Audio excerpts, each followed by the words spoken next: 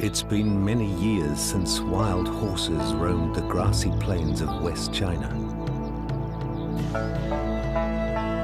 This is a land of extremes, where a herd's survival can only be assured by a strong and worthy leader. Windchaser is the first wild stallion to lead a herd here in nearly half a century. His mares and foals will follow through good times and bad. None follow more loyally than the mare Black Pearl. But living wild is hard. When Windchaser is challenged and death stalks the herd, their loyalties will be tested like never before. She and the others must learn to adapt if they're to reclaim their former home.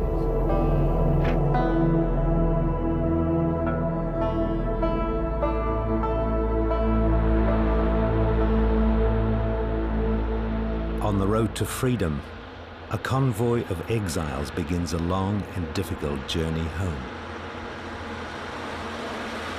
Rarer than the endangered panda, Przalski's horses are about to return to the wild.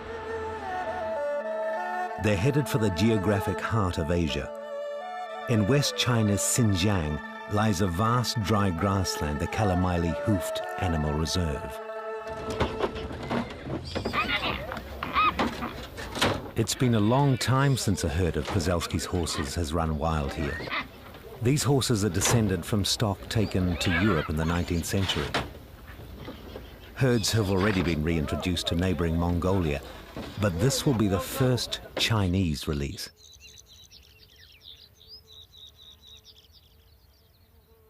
While they're corralled, there's plenty of good feed. But the project scientists hope that they'll adjust to wild grasses soon after their liberation. Still feeding on their mother's milk, the herd's young foals have no such worries. They won't have to fend for themselves until they're nearly a year old. On a late autumn day, a century of life in captivity ends with the simple act of opening a gate.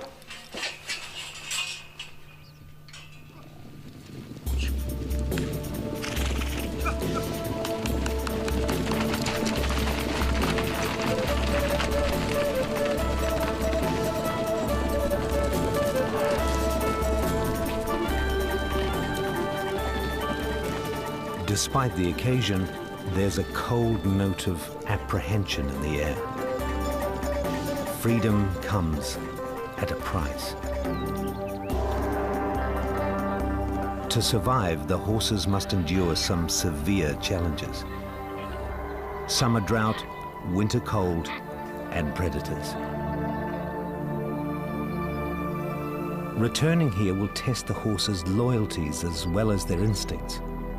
They must adapt to the conditions and work together for their survival, as their ancestors once did. For millions of years, the steppes of Eurasia were home to wild horses. Then around 4000 BC, men began to capture and domesticate them. The wild horse became a forgotten breed until 1879.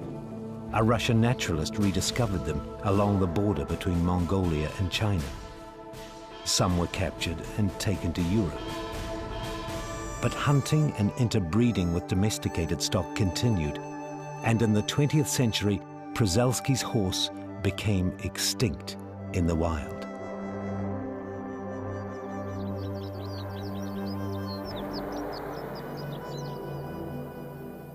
Three months after its release, the herd faces its first winter. In the arid heart of Asia, Kalamaili's winters can last as long as 6 months. But this horse is built to cope. As well as its short, upright mane, Przalski's horse is distinctive for its small size and dense coat of winter fur. Both are an advantage when it comes to conserving heat.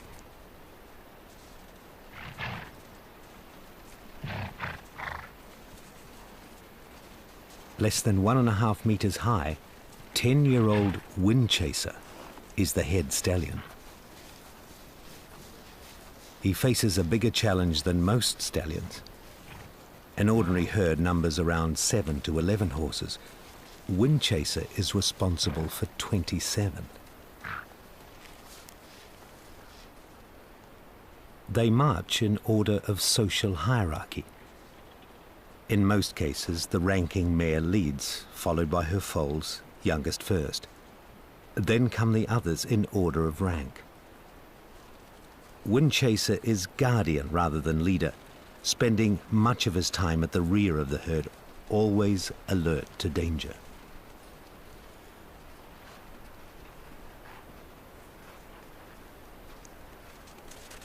His youngest foal enjoys a special position. Her mother is the lead mare, Cloud. Often it's Cloud who decides which direction they take, where they drink and where they graze. Next in rank is Black Pearl. Just after the herd's release, she became pregnant. Hers will be China's first wild-bred foal in years. Mutual grooming reinforces the social bonds.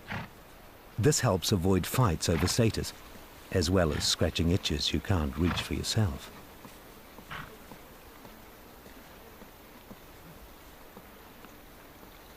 The first real test of their instincts is to find enough to eat.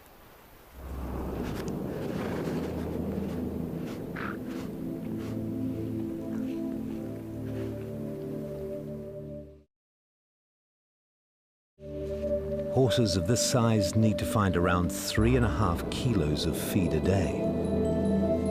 Winter snow makes it difficult, and the temperature is around 30 degrees below zero. The horses haven't traveled far since their liberation. They stay within just 20 kilometers of the corral. Almost every dusk, they cross the nearby road and return through the open gates to the security of their old enclosure.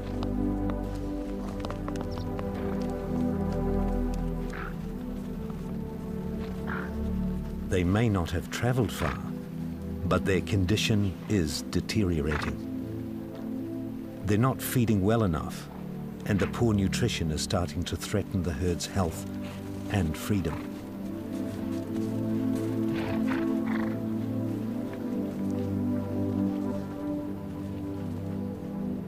The scientists must encourage the horses to fend for themselves, but they won't let them starve. The time has come to spread out the emergency feed.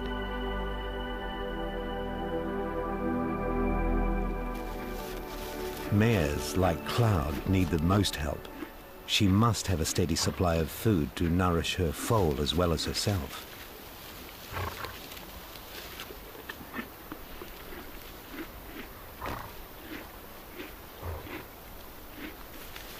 It's not the most promising start. It's been a significant test of their survival ability, and it won't be the last. Early December brings a new challenge.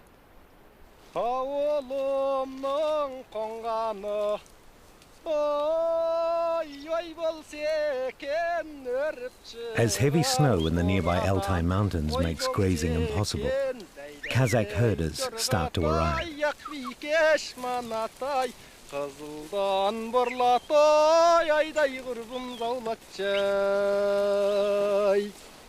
Every winter they return to the Kalamaili plain, accompanied by their livestock.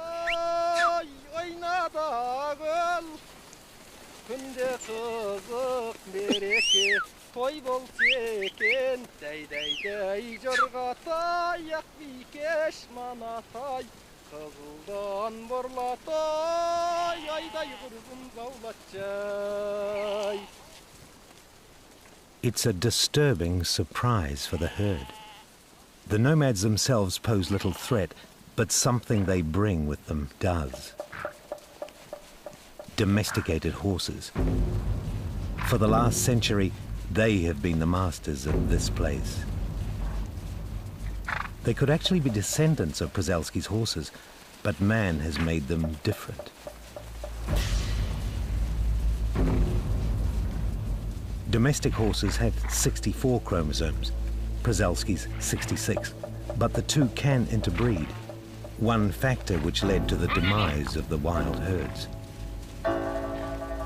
Like the Przewalskis, they roam in bands with a distinct social hierarchy.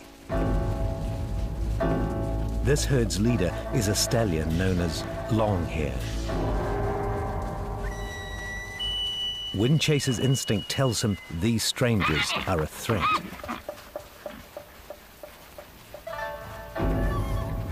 Longhair's attention, however, is focused on the mares.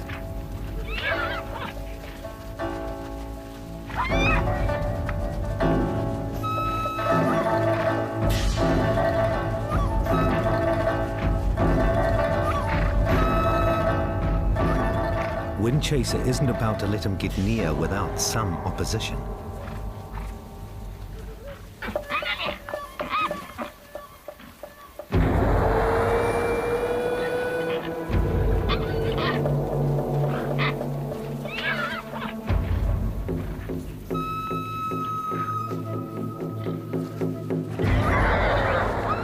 But when Black Pearl tries to assist, he sees her off.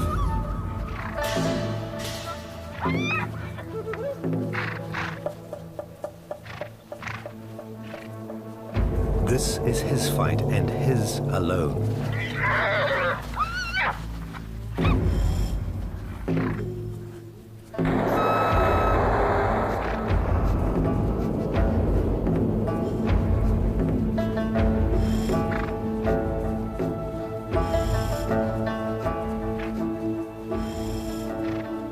They've withstood this new challenge, but the presence of another herd has awoken ancient instincts.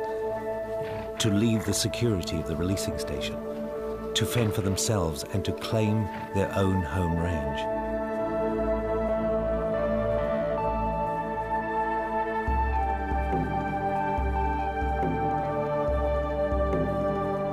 As New Year approaches, Kalamaili's winter gets colder. Temperatures drop to minus 40 Celsius.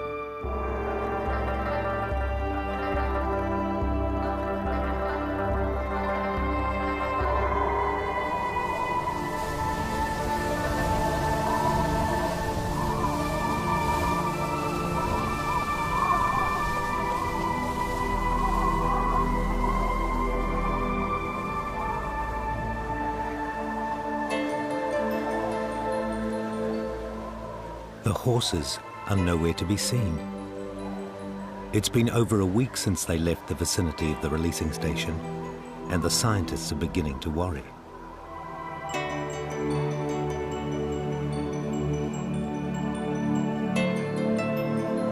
Cold is not Kalamaili's only hazard. For the last 100 years, Himalayan wolves have been surviving on domesticated horses and other game. But Przewalski's horse was once their natural prey. Wolf numbers aren't what they once were. There may be less than a few thousand. But Xinjiang's herders say that since firearms were banned, the population and its attacks on livestock have been increasing. The scientists mount a search for the herd. They head west in the direction of the prevailing wind.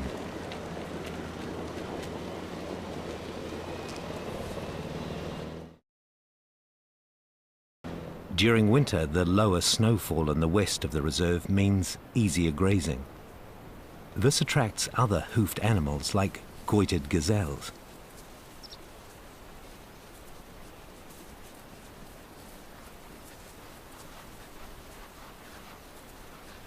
Bactrian camels, released by the Kazakhs, can find their way here as well. Like the horses, countless hordes of these camels once roamed free in Central Asia. But truly wild Bactrians are now extremely rare.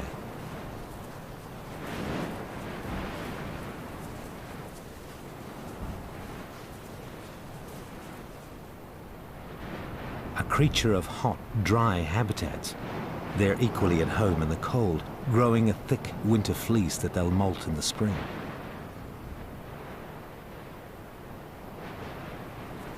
They and the gazelles are finding enough to eat. If the horse's survival instinct is working, it should lead them here too.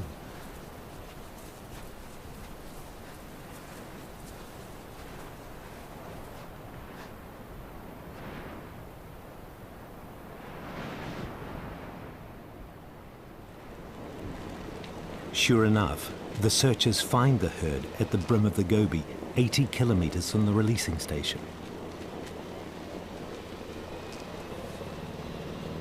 Windchaser and the pregnant black pearl are together, cold and exhausted.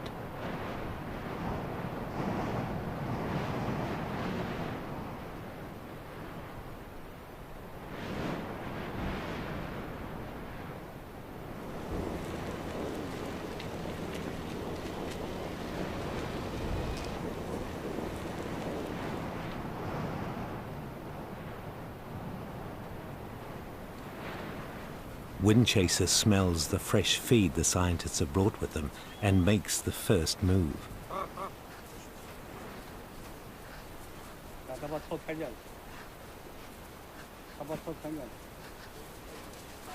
It doesn't take long for the herd to follow his lead.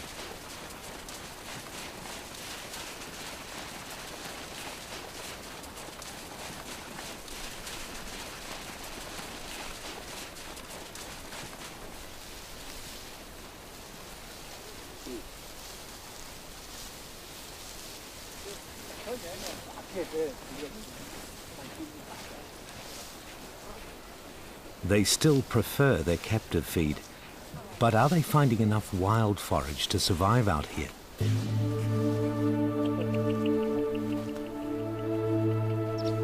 Some obviously aren't. They're also suffering frostbite, but that's not the worst news. Lead mare Cloud and her foal are missing.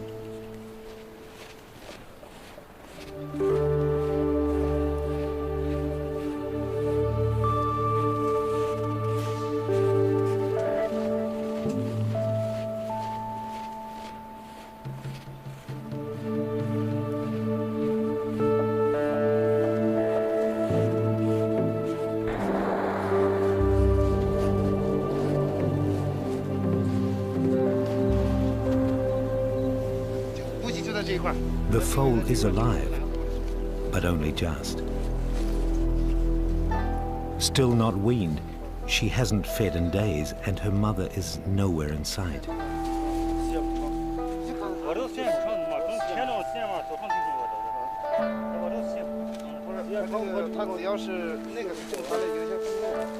She is dying. The scientists conclude that Cloud died of cold and weakness, or was taken by a wolf. Survival in such low temperatures demands even more nourishment than normal. Even if they could withstand the cold, the food supply isn't good enough to risk the herd's survival. Frostbitten and weak, Windchaser's condition is of the most concern. The scientists have no option but to rescue the herd.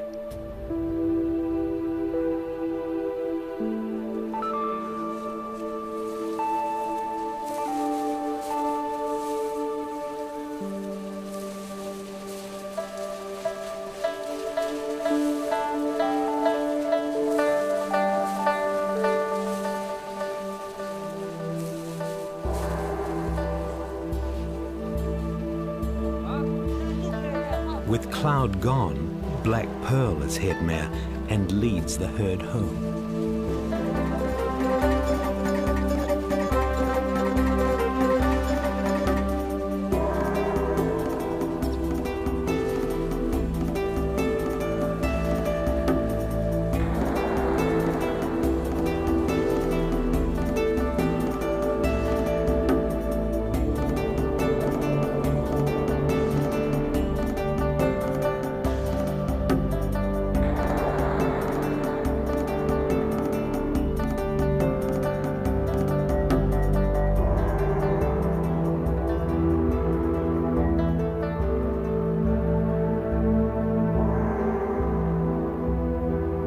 been a 4-day journey. They're exhausted, but the sight of familiar territory gives the herd a final boost.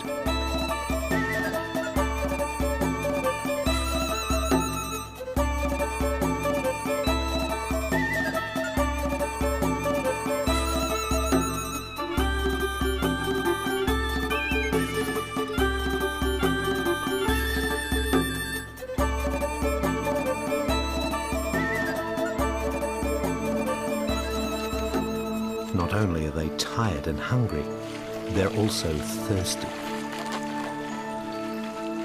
Horses this size need from 6 to 16 litres of water a day. The freezing conditions mean there's been little to drink. The horses need a lot of care.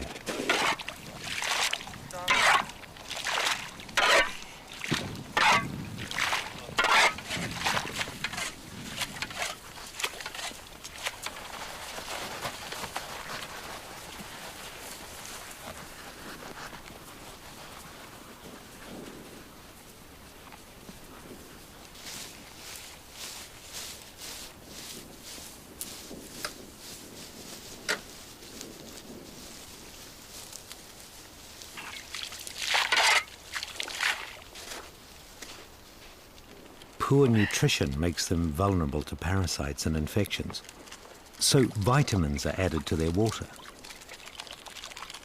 But to really help the herd, they'll have to apply stronger medicine.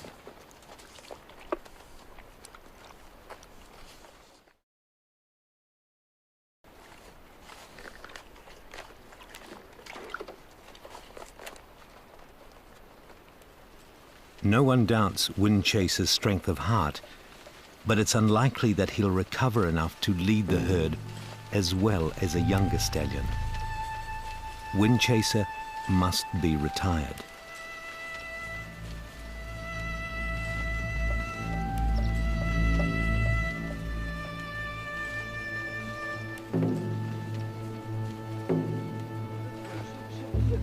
Two new stallions are waiting at the Kalamaile breeding station. 5-year-old Lucky Wind is the first. The other candidate is Windchaser's brother, 8-year-old Flame. Stallions are ready to form their own herds at around 3 years of age, so they're both prepared for the responsibility.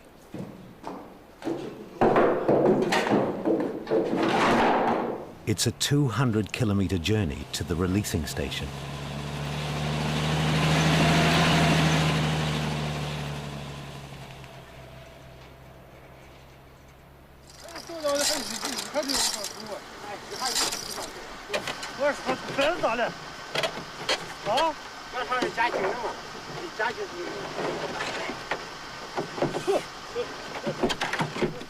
It's hoped that the two stallions will split the herd into 2 bands.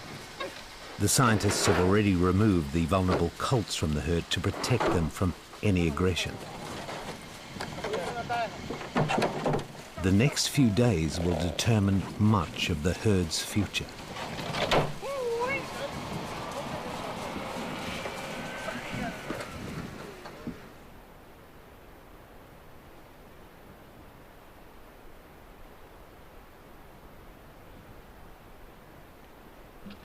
Windchaser is now the role model for the young bachelor herd. Lucky Wind's first act is to show a strong interest in the mares nearby. It's an encouraging development for the scientists. Windchaser has other feelings. Lucky Wind presses on, undeterred by his protest.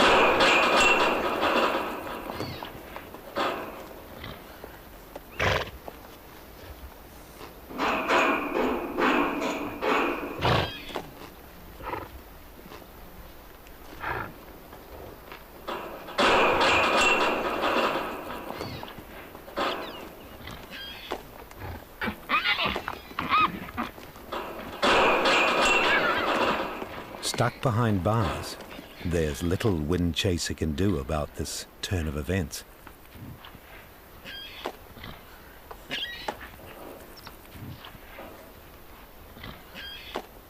It seems certain that he's lost at least one of his mares already.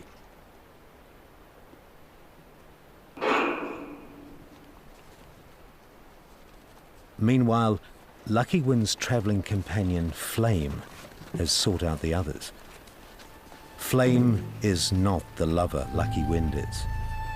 He's a warrior, covered in scars from past battles. He knows that to win the herd, he must gain Black Pearl's approval. Mares can be fiercely loyal to their stallion and may refuse to accept a new one for some time.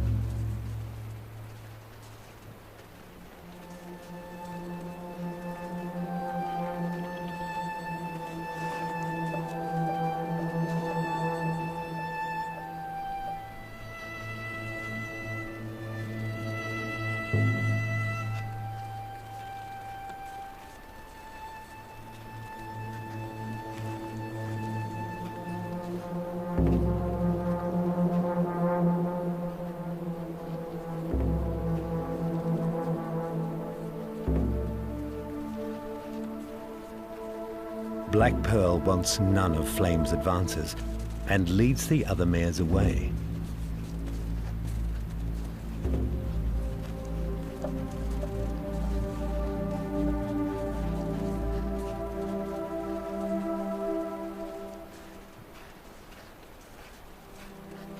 For now, the mares are true to Windchaser. And aloof from the other bachelors, he keeps an eye on them.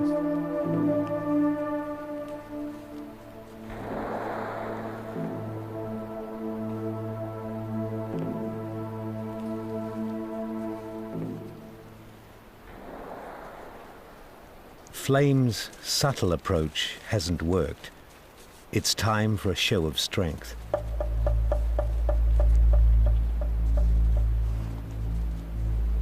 Lucky Wind and his mares become the targets of Flame's wrath. Battles for mares may take days or even weeks, and mature stallions can inflict serious injuries on each other.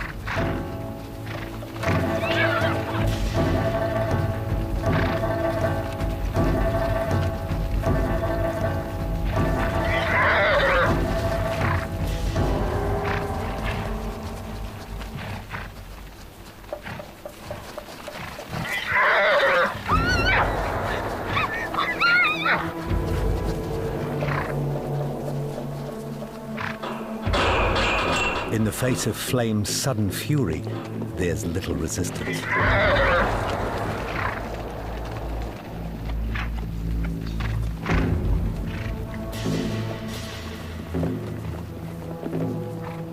Ever the lover, Lucky Wind isn't about to continue a dangerous fight. Flame's tactic may have intimidated the others. But Black Pearl isn't impressed. She still carries Windchaser's foal and remains his mare.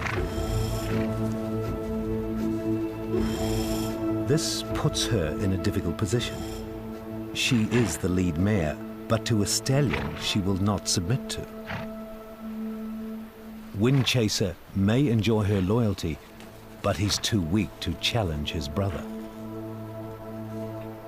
And Lucky Wind seems to have little option but to join him in the bachelor band. Flame can now concentrate on the mares.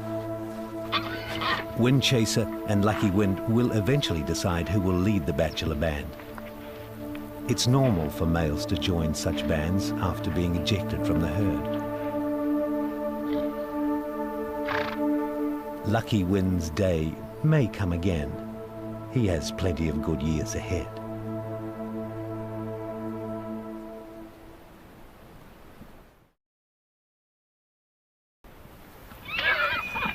Flame may not have won Black Pearl's heart, but by sunset, he's already enjoying his reign over the other mares.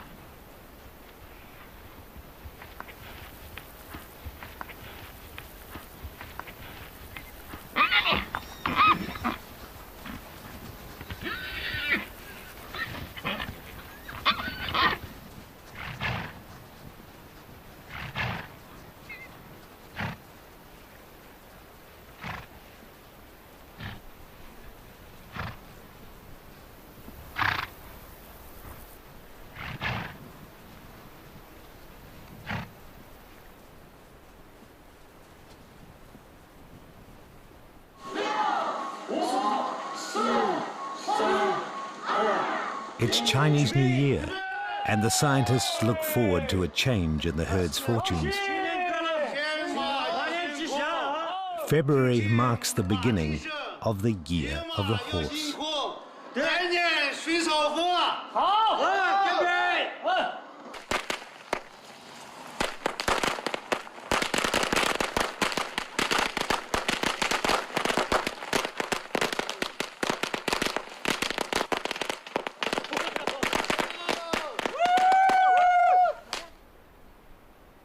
The horses have fed well, and their condition is improving.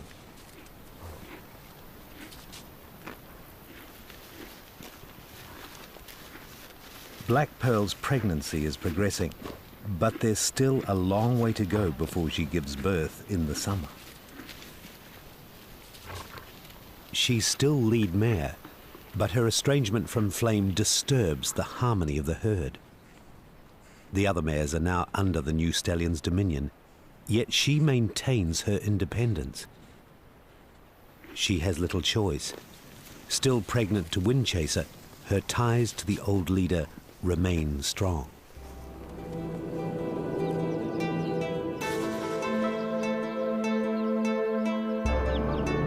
By April, winter's grip on Kalamaili is loosening.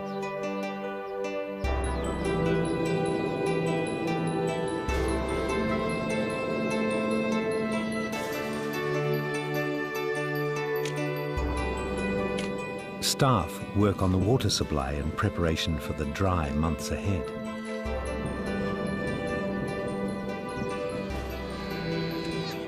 They're not the only ones anticipating the change in season. Spring brings new growth and work for the Kazakhs and their livestock.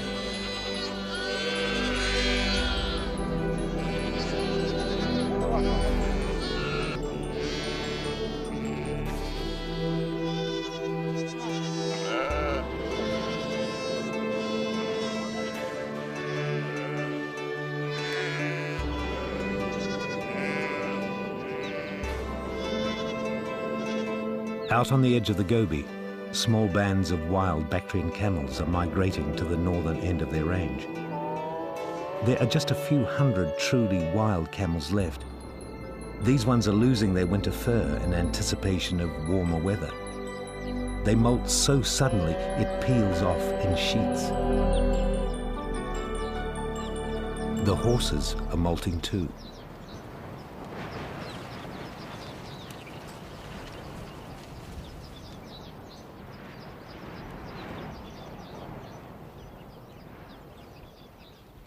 The brief spring will soon turn to a baking dry summer. But in the wild, nothing is predictable. Winter hurls one last storm at Kalamaili.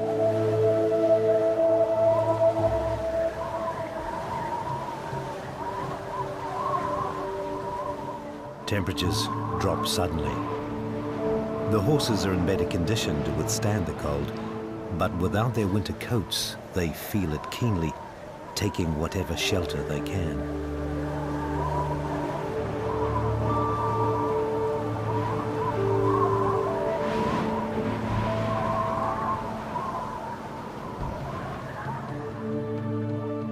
In its wake, nature leaves a harsh reminder of its cruelty. Another of the precious foals is dead. With the improving weather, the time has come for the Kazakhs to return to their summer pasture in the mountains. It also means that long hair in the domesticated herd will no longer hold sway over the plains.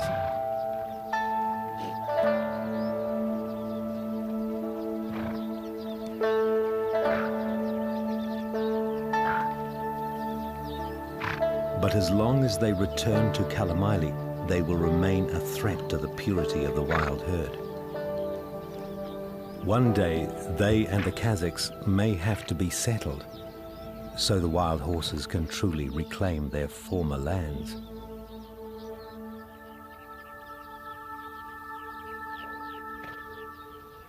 With spring firmly established, the plains provide plenty of fresh growth to satisfy the herd's needs.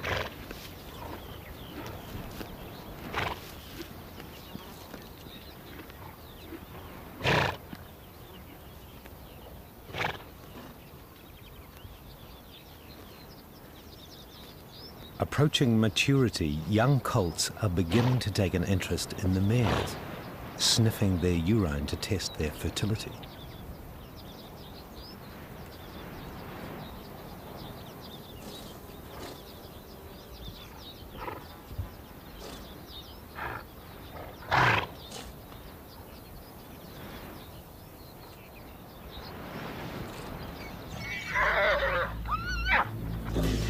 No leader can tolerate any potential competition.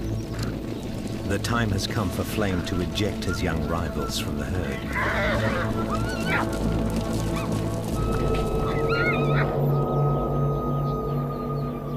There's a place for them with the bachelor band. They're separated from the herd by a fence.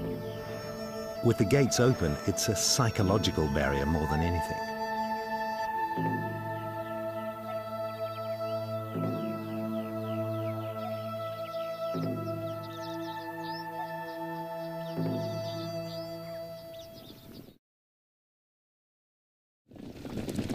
But Flame takes no chances and herds the mares well away from the growing bachelor group.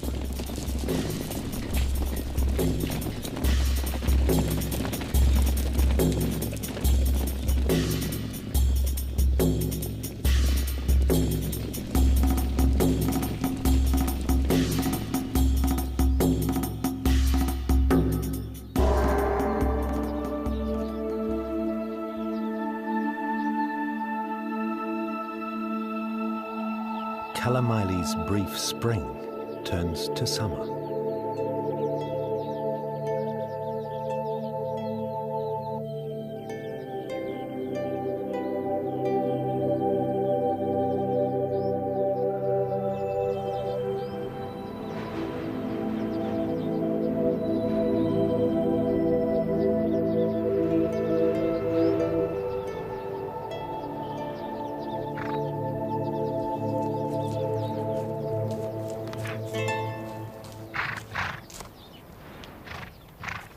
There's plenty of good feed out on the plains still, and the herd is venturing further away from the releasing station. Black Pearl has been pregnant for almost 11 months. Her greatest need now is for plenty of water. The plains' natural ponds are beginning to dwindle.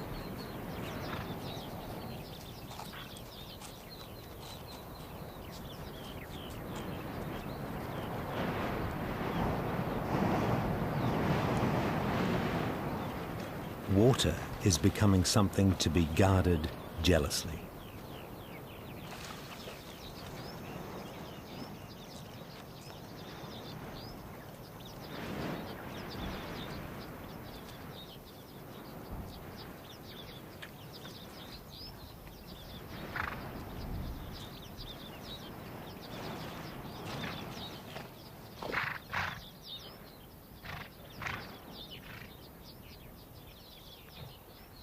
The herd isn't willing to share, even with a small gazelle and her kid.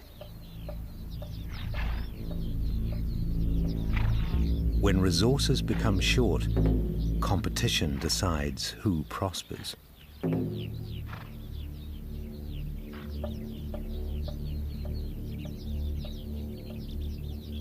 It's a fact of life faced by all wild creatures.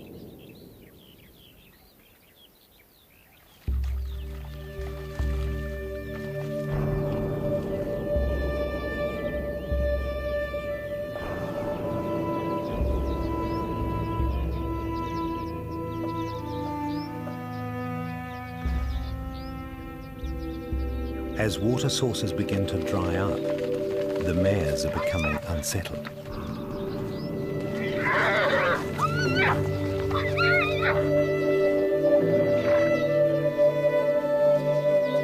Black Pearl still enjoys their loyalty, but as thirst nags, they're becoming harder to control.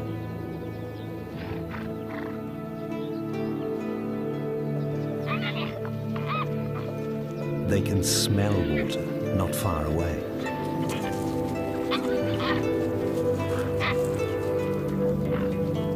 It's back by the fence in bachelor territory, but Flame will never let them near the other males.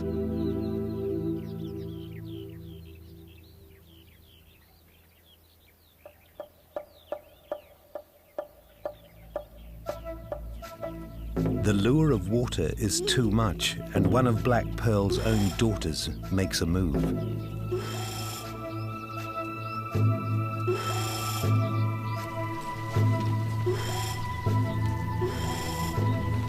Communicating with nods of their heads, revolt spreads and they head for the bachelor's waterhole.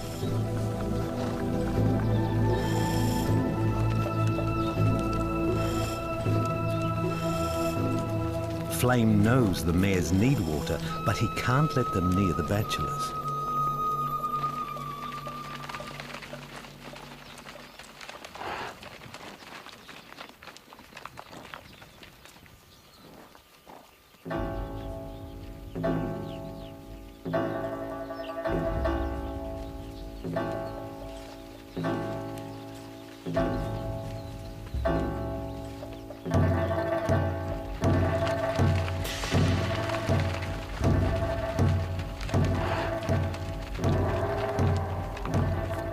His strategy is simple. Chase the bachelors off and let the mares drink without distractions.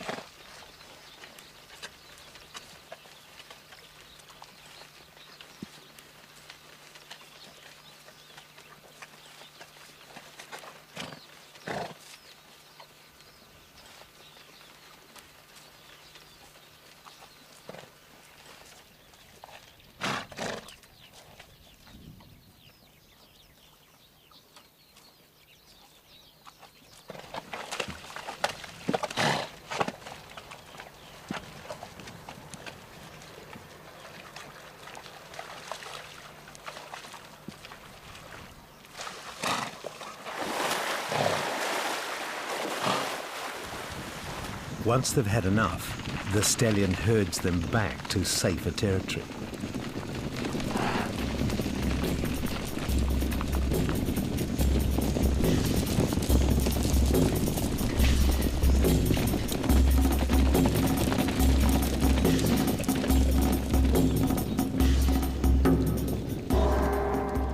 But the bachelor band isn't the only threat to the herd security. Crossing the road for water soon becomes a daily ritual.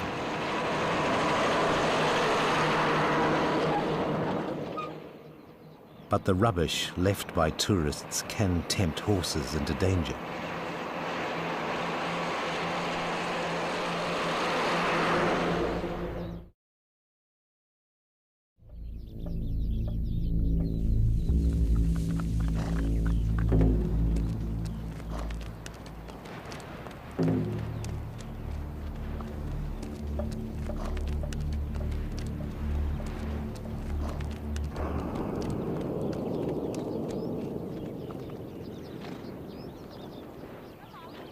The tourists are oblivious. Meanwhile, the scientists are keeping watch on Black Pearl.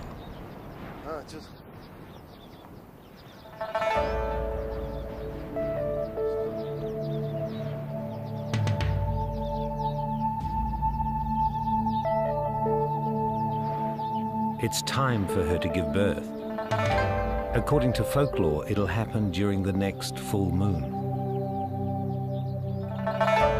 There's no telling how Flame will react to the foal. Dominant males of some species will kill their rivals young. It's not common among horses, but little is known about Przalski's wild behavior.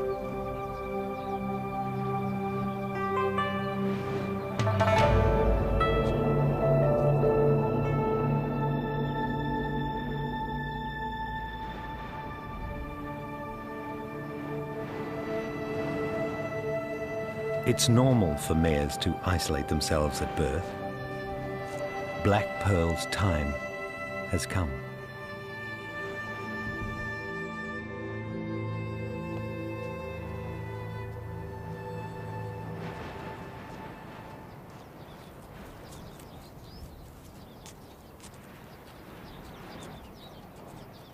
When the mare returns, she's noticeably thinner, but alone.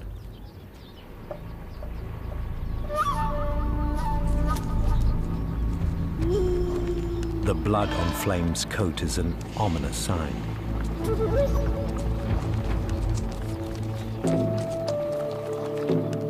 She refuses to let the scientists come near and leads them on a chase.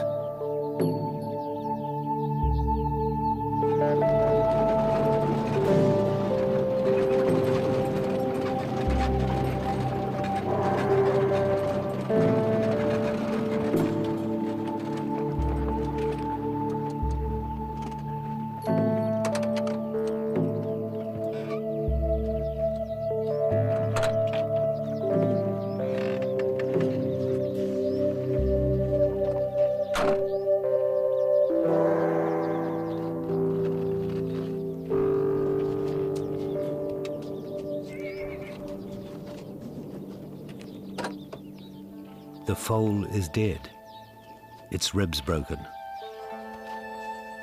Flame may have kicked it to death in the night, but broken ribs aren't uncommon during birth. The stallion could have become bloodied out of curiosity or even concern for a mare in difficulty. Either way, Black Pearl is left forlorn.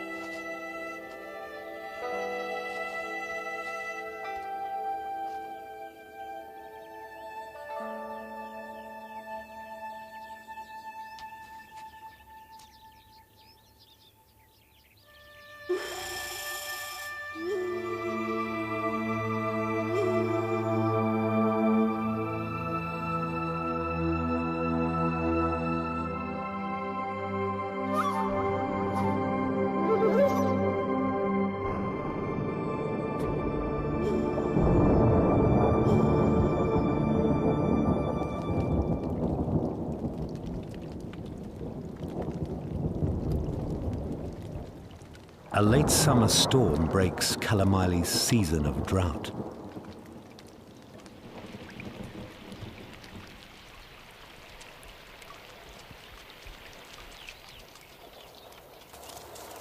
Her last link to Wind Chaser broken, Black Pearl has at last accepted Flame. Harmony has been restored. The herd still faces many challenges on its journey back to freedom, but with its two leaders united, it stands a much better chance of success. After 100 years in captivity, passing through a genetic bottleneck of just 12 individuals, there was no guarantee that the species could make it in the wild.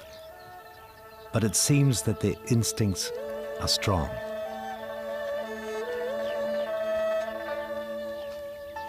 And despite the setbacks and obstacles, the scientists have plenty of reason to be optimistic.